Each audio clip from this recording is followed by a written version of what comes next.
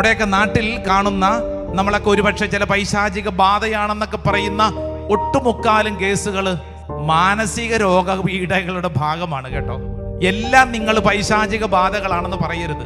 നമ്മുടെയൊക്കെ നാടിൻ്റെ ഒരു കൾച്ചർ എന്ന് പറയുന്നത് ഒത്തിരി കഥകളും ഉപകഥകളും സിനിമകളും സീരിയലും ഒക്കെ നിറഞ്ഞു നിൽക്കുന്നതാണ്. സ്വാഭാവികമായിട്ട് സംഭവിക്കുന്ന കാര്യം, ഈ കണ്ടതും കേട്ടതും ഒക്കെ ഈ തലയ്ക്കകത്തോട്ട് കയറിയിരിക്കും. എന്നിട്ട് മറ്റൊരു വ്യക്തിയായിട്ടൊക്കെ നടക്കാനുള്ള ചില സ്വാഭാവികമായ ശൈലികൾ നമുക്കുണ്ടാവും. നമ്മുടെയൊക്കെ നാട്ടിൽ അങ്ങനെയാണല്ലോ. വെള്ളിയാഴ്ച എന്ന് പറഞ്ഞാൽ വെള്ളിയാഴ്ച എന്ന് പറഞ്ഞാൽ എൻ്റെ അച്ഛാ വെള്ളിയാഴ്ച അയ്യോ പേടിയാ. കഴിഞ്ഞ ദിവസം പ്രാർത്ഥിക്കാൻ വേണ്ടി കൊണ്ടുവന്ന ഒരു കുട്ടി, വലിയ പ്രായമൊന്നുമില്ല, ഈ കുടുംബത്തിലെ അംഗങ്ങൾ പറയാ, അച്ഛാ വെള്ളിയാഴ്ച ദിവസം ഇവക്ക് എന്തോ കേറിയ പോലെയാ. സംസാരിച്ചു വന്നപ്പോഴത്തേക്ക് ഈ കൊച്ചിന്റെ തലയിൽ ഒരു ചിന്തയുണ്ട്, വെള്ളിയാഴ്ച ദിവസം പ്രേതം ഇറങ്ങുന്ന ദിവസമാണ്. വീട്ടിൽ ഇങ്ങനെ പറഞ്ഞ് ഈ കൊച്ചിന്റെ തലയ്ക്കകത്തോട്ട് ഇതിങ്ങനെ കേറിയിരിക്കുക. വീട്ടിലൊക്കെ ഇടയ്ക്ക് ഇരുട്ടായ പുറത്തോട്ട് ഇറങ്ങാതിരിക്കാൻ വേണ്ടി പറയും, ഇടി പുറത്തിറങ്ങരുത്, പ്രേതം വരും, പുറത്തിറങ്ങരുത്, കള്ളിയാങ്കെട്ട് നീലി പിന്നെ പിടിച്ചോണ്ട് പോകും, പുറത്തിറങ്ങരുത്, മറുത വരും, അല്ലേ, നിന്റെ രക്തം ഊറ്റി കുടിക്കും.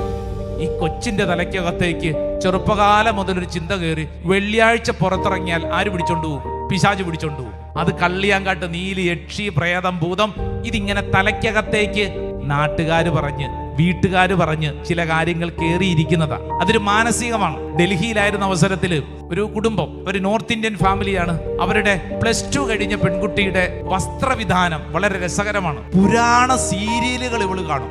ഈ പഴയ സീരിയലുകളുടെ ഒരു പ്രത്യേകത, അവരുടെ വസ്ത്രവിധാനം ഒരു വ്യത്യസ്തമാണ്. നീണ്ട സാരി, തലപ്പാവ്. ഇവളുടെ പ്രത്യേകത എന്താണെന്നറിയോ?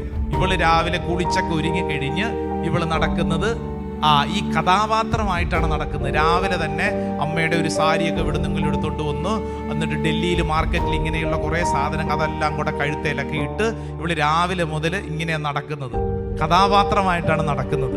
അപ്പൊ ഇവൾക്ക് വേണ്ടി പ്രാർത്ഥിക്കാൻ കൊണ്ടുവന്നപ്പോൾ ഇവരുടെ മാതാപിതാക്കൾ പറഞ്ഞു, അച്ചോ പിശാച് ബാധയാണച്ചാ, അല്ലെങ്കിൽ പിന്നെ ഇവൾ ഇങ്ങനെ ചെയ്യുവോ? മര്യാദയ്ക്ക് ഇവളുടെ കൂട്ടുകാരികളൊക്കെ നടക്കുന്ന പോലെ നന്നായിട്ട് ജീവിച്ചുകൂടെ? ഇവളെന്താ അച്ഛാ ഇങ്ങനെ നടക്കുന്നേ? അപ്പോഴാണ് സംസാരിച്ചു വന്നപ്പോൾ എനിക്ക് മനസ്സിലായി, ഈ കുട്ടി ഈ സീരിയൽ കണ്ട് ഈ മാനസികമായിട്ട് ഈ സീരിയലിന് അടിമയായി പോയൊരു കുട്ടിയാണ്. ഏതെങ്കിലും തരത്തിലുള്ള ഒരു ഡിസോർഡർ കണ്ടാൽ ഉടനെ തന്നെ പൈശാചിക ബാധയാണെന്ന് പറയാനല്ല, അതിൻ്റെ പിന്നിൽ മാനസികമായ പീഡയാണോ എന്ന് നമ്മൾ ശ്രദ്ധിക്കണം. ഒട്ടുമുക്കാലും കേസുകൾ അങ്ങനെയാണ്. എന്നാൽ അതേസമയം തന്നെ പൈശാചികമായ ബാധകളുമുണ്ട്. പൈശാചികമായ ബാധ ഒരു വ്യക്തിയെ നശിപ്പിക്കും. ആ വ്യക്തിയുടെ ജീവിതത്തിൽ സന്തോഷിക്കാൻ പറ്റാത്ത വണ്ണം സ്വയം മുറിപ്പെടുത്തുന്ന അനുഭവമായിട്ട് ആ വ്യക്തിയുടെ ജീവിതം നശിക്കും.